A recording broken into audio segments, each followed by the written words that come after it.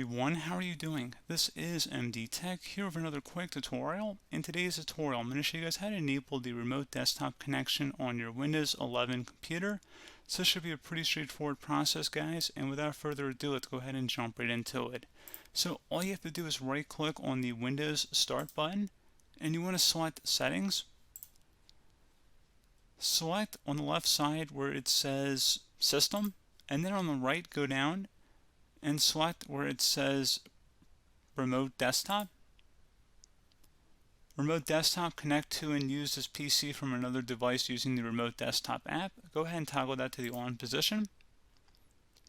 Select Confirm. And now you have your PC name listed here, so you're probably going to want to go ahead and copy that and then paste it into whatever your other computer you're trying to connect into. And you can see it says Remote Desktop Users. Select who can remotely access this PC. So you would have to give the other user this PC name. So whenever you're connecting, you're going to have to use this PC name when connecting to this computer.